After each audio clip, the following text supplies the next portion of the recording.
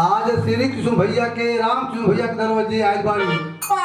कैसे कैसे सपना पूरा भइल ओकरे बारे में बतावल गइल बा कि मंदोदरी अपने सैया के खूब समझौलस कि जौने दो तपस्वी बालक को आप बालक समझते हैं आप पुरुष समझते हैं, वो मामूली बालक नहीं है। कैसे अपने सैया के मंदोदर समझौलस कि कहले दसानन से मंदोदर गुजारिया कि कहले दसानन से मंदोदर गुजारिया सैया हमर हो कहा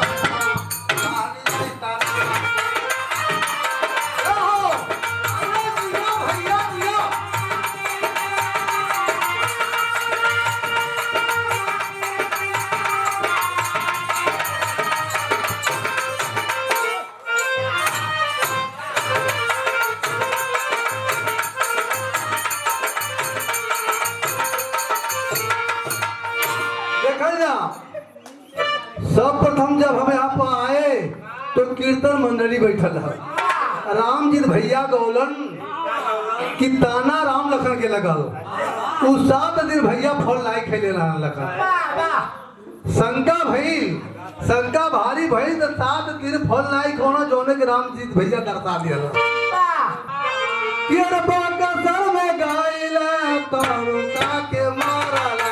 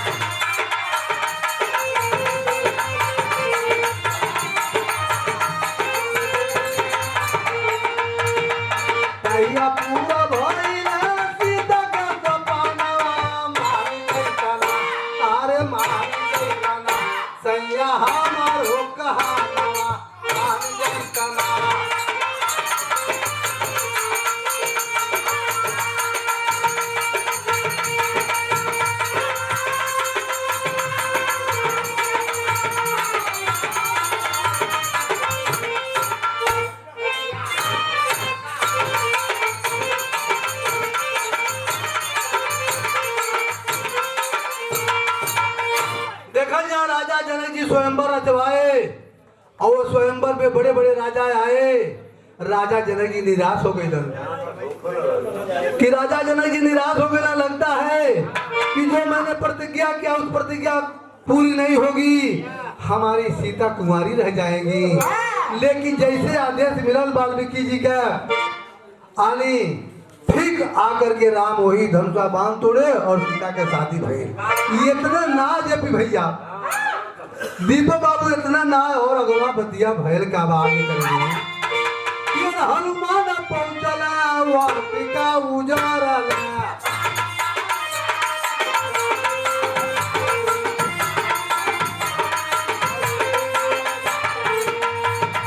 वाटिका उजारला हो वाटिका उजारला।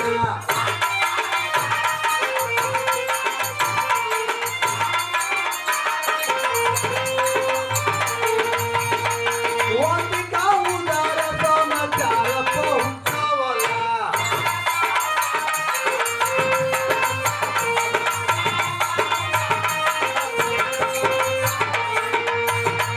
तैया दूर भइला तोरा विमानवा अरे सैया हमरो कहाना मान जैता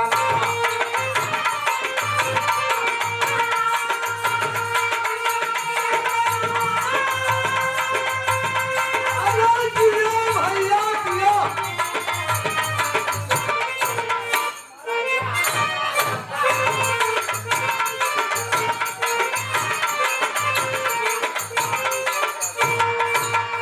देखल जाम ओ मंदोदरी अपने तैयार समझौला कि एक छोटा सा बंदर आया लंकापुरी के बगीचे में उजाड़ दी हालत। अब तैयार तो हर पिटाई का हर हल तोरे घमंड के चूर चूर करके छोटा सा बंदर चल गया। लास्ट भाव में कभी घराने के परिचय देते हुए कहा नाम बा कि गुरुआ का नेता रामलाल गुरुआ के गावाला।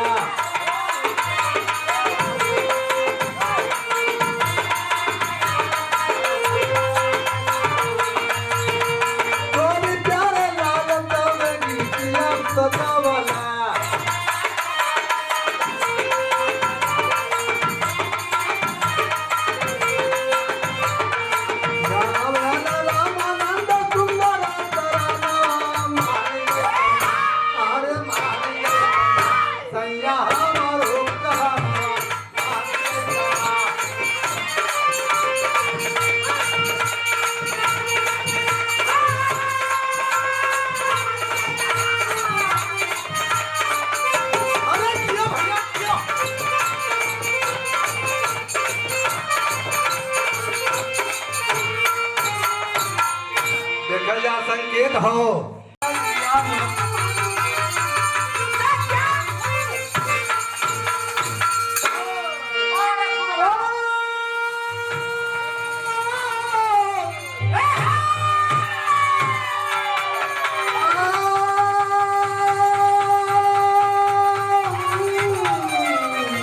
भोले बाबा जोगिया हो राम।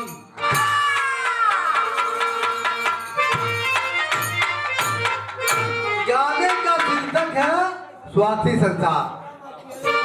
एक साधु की दास्तान आया एक गांव के दरमियान। ध्यान धर बाबा बोले सब पंचन के बीच। वो बाबा बोल रहे काम गांव के लोग जुटला साधु बाबा एक बात रखल भैया का बात करे बाना कि स्वार्थ की दुनिया जबाना में स्वार्थी। ए बाबू स्वार्थ में कोई का कोई ना होला। स्वार्थी सुगना पिजड़वा में स्वार्थी। अरे स्वार्थ में सबही के उठ जाला डोला। माता पिता सब स्वार्थ के संगी। कभी प्यार लाल नयनवा के छोला।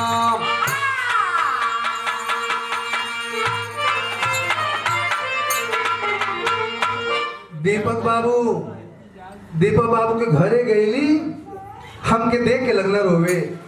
ये बेटा ये लाल ये स्वार्थी संसार है। ये दिल नहीं रोता है आत्मा नहीं रोता है माया रोलाती है। कि आज हमारे बाबूजी रहता तो हमके कुछ कह दिया जाता है हम और आगे बढ़ गए रहती। ये माया के बाजार है। आज दीपक बाबू के अइले पर एक गीतिया के हम मजबूर हो के हमके देवे पड़ गई। कि संसार कैसन है। ये हमार फिल्म खास से लगल बा। आ फिल्म खास से गीत लगल बा का कि सलमा को ले गए सलमा सलमा हमको छोड़ चले।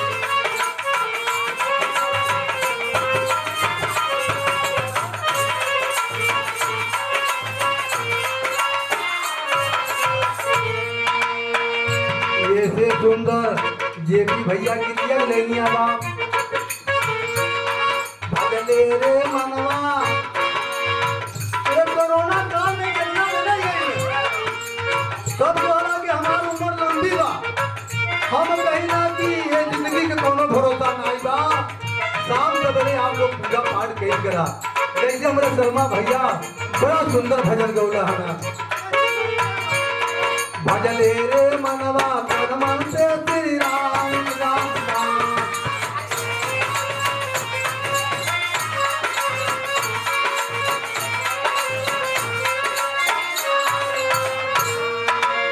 इतना माटी में मिले कोई मेरा काम माटी में मिले कोई मेरा काम भजले रे मनवा भजले रे मनवा मन से श्री राम राम।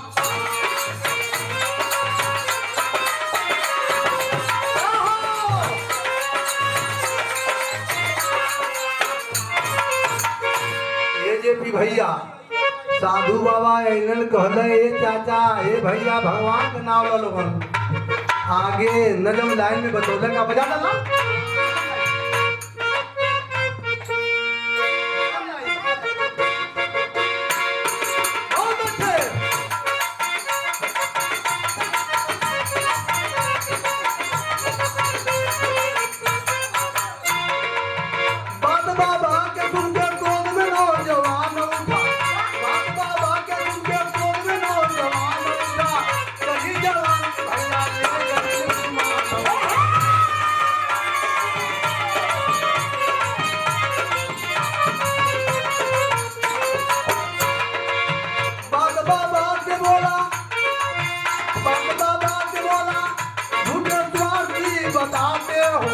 झूठ बोल कर तुम लोगों को फंसाते हो।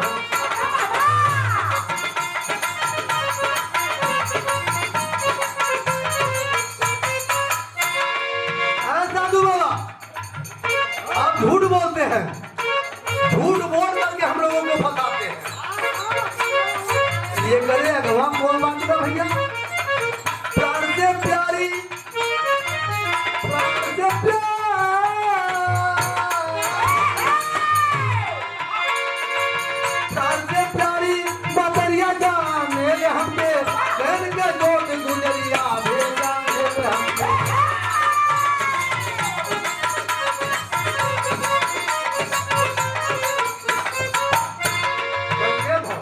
आजा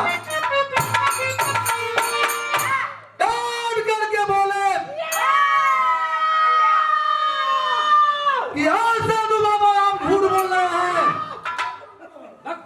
और माई हमके जब तक भोजन नहीं करा ले तब तक भोजन नहीं करे ले हमार दुल्हीन जब तक हम दिन भर को ही रह जाई अगर लौट के हम न जाई तो दिनवा रतियों पास कर जैसे ये साधु बाबा हमार दुल्हन इतना माने ली हमके। अरे बाप रे बाप साधु बाबा कहना तो हाँ दुल्हन माने ले ना तो लो हम तो के विद्या बताओ तुम्हारी एक बात बताओ दई एक गीत के लाइन लग गई बा आई विद्या के बम्बई के बेस्या बोले रहल आप बोले हम विद्या कि हम प्रीतिया करतियो ना जनली जिंदगी जवान हो गई।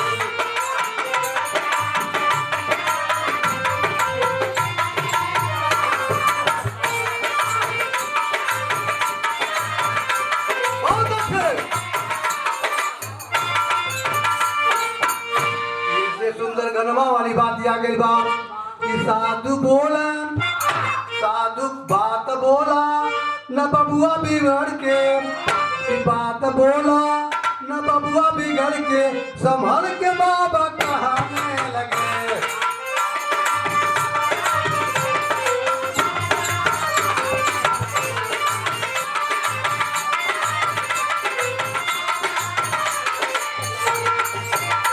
कहला साधु बाबा, हे बाबू काहे इतना डांट के बोला था? अरे बाप रे बाप, साधु बाबा रामदास के समझौने के, रामदास तू धीरे धीरे हमारे लगे आवा आ तो हके हम सांस रोके के विद्या सिखा दे थई। इन सबके पहचान थी बाप कि ढोमरा जाके सोया बोल छिपा के सारा भेद अरोना सब कोई मर गए ना।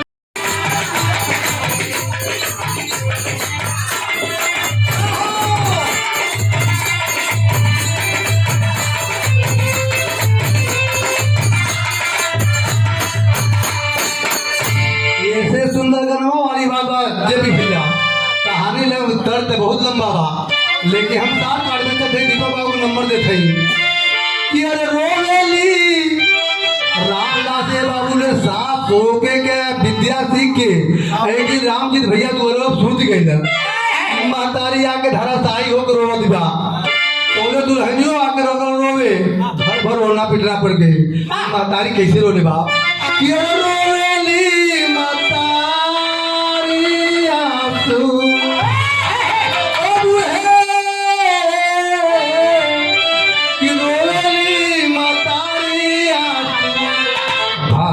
के नया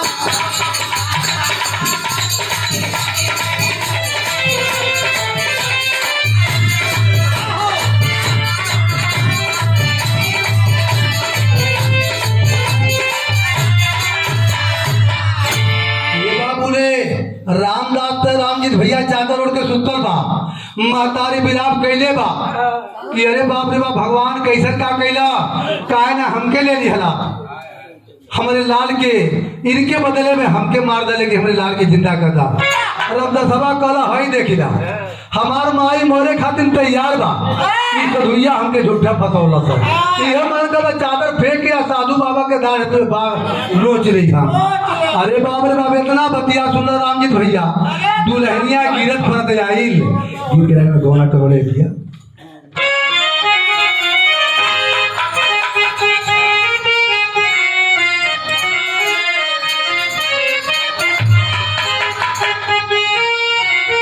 हमारे मास्टर संकेत कैलन तू नाच आवेला तो मैं खूब सुंदर लौंडा बन जाला। आएगो हे भैया खान भर दे बार लिहले मस्त रहला एकदम जहानाई कूदे रे तो कूदे तो हम आधा से बताओ थे आधा से बताओ थे ये गाना करवाला ए पिया गाना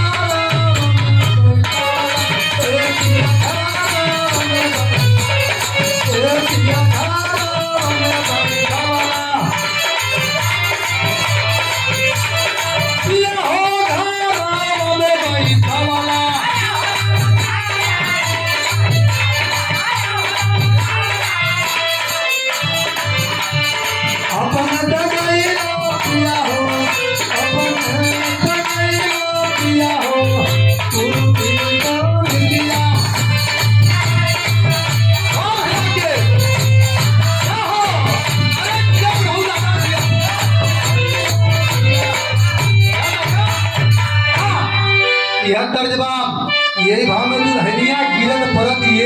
भैया दीपक बाबू दुल्हनिया राम रसवा दुल्हनिया गिरत पड़त आगे लसिया पे गिर गए भैया आ कहल क्या पिया पड़त गइला रे पिया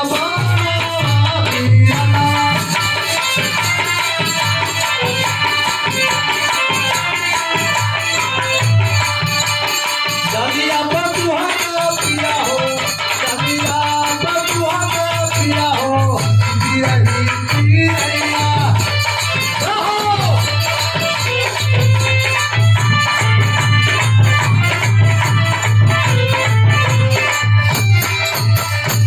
गिरैया यह बतिया कहला कि काहे बदल गइला रे रामा दीदी का रे रामा दीदी का दीवाना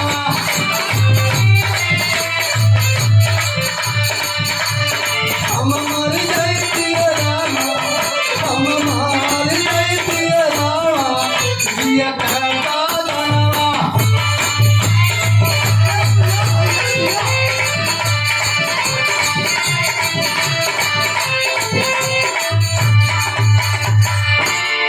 रामजीत भैया दीपक बाबू अरे मोरे राम स्वार्थ में कोई क्या कोई ना होला अरे स्वार्थ में कोई क्या कोई ना होला कि माया के महफिल में काया दर दर रोई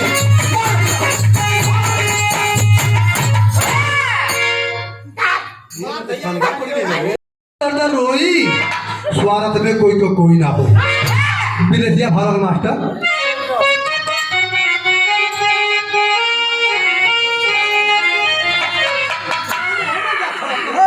कोरोना हमने चप्पले कि घूमता घूमता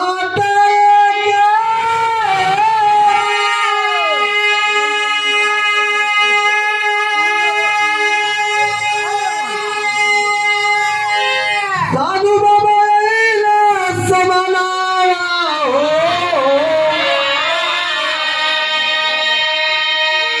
कि देखा सब लोगों के करत बारो दनावा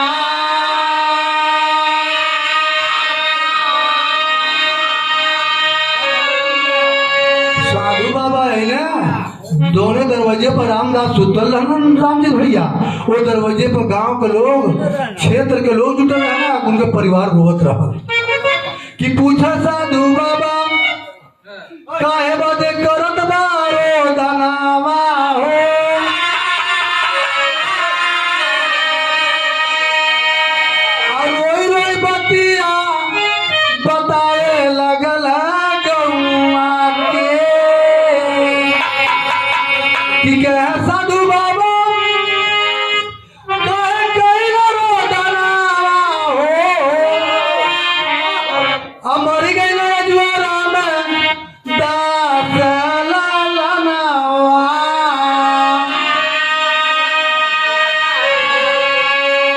साधु बाबा से गांव के लोग रो रो के कहने कि हे बाबा जौन चलवा आपके लगमा जात रहल वह चलवा मर गई अरे बाप रे बाप आखिर भैल का भैया कि कह साधु बाबा एक जुगुती बताई दे कि कह साधु बाबा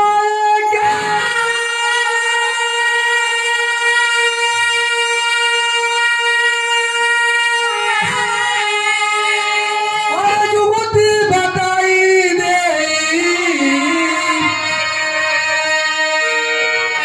अरे उमर गई है बल्कि जी गई है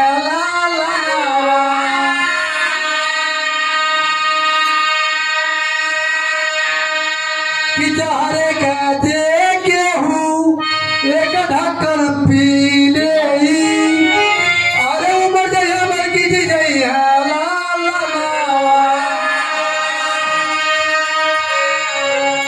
हाँ भैया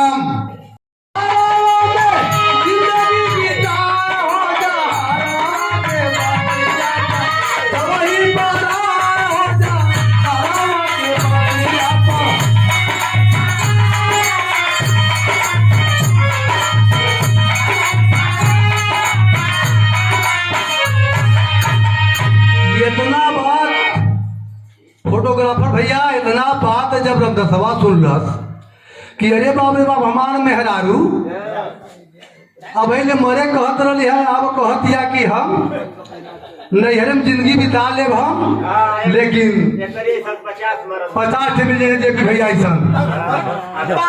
अब बहनिया का कह दिया कि जैसे विवाह भइलू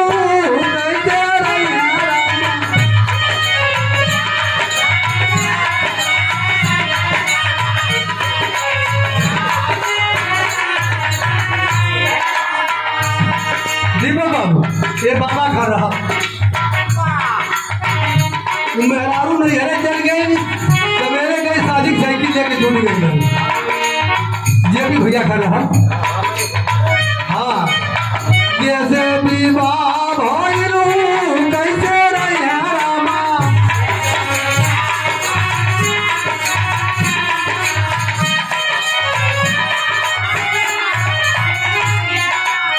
हमके भी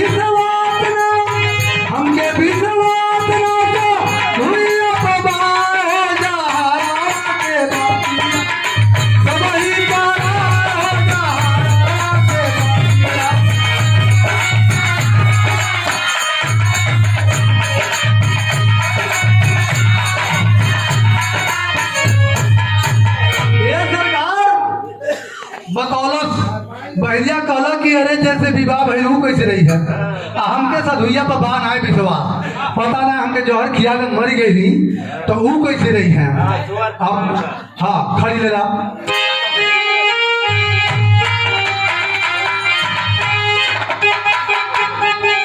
साधु बाबा कहला रामदास ताकत का बड़ा कि बोले साधु बाबा उड़ जा चादर झाड़ हमारे बचावा हो, के हवा दुनिया में बहार बोला बचावा।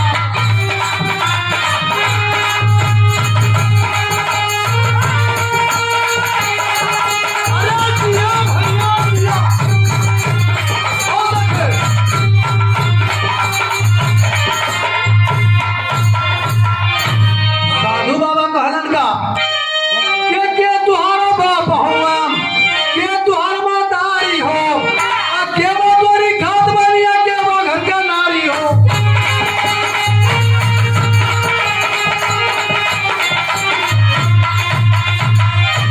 अरे मान ले माया के बचारा हमारे बचवा, माया में बकाया पतवार बोला बचवा।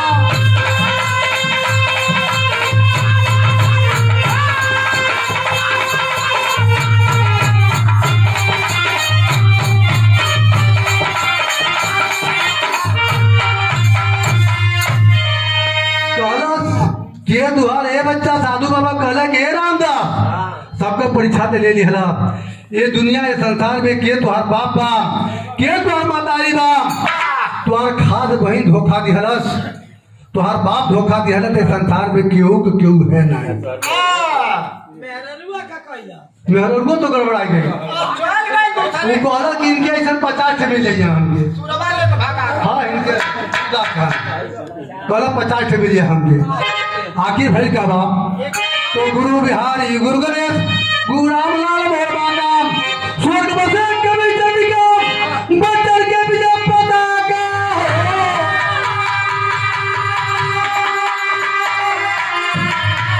अरे स्वर्ग में कोई ना होला याद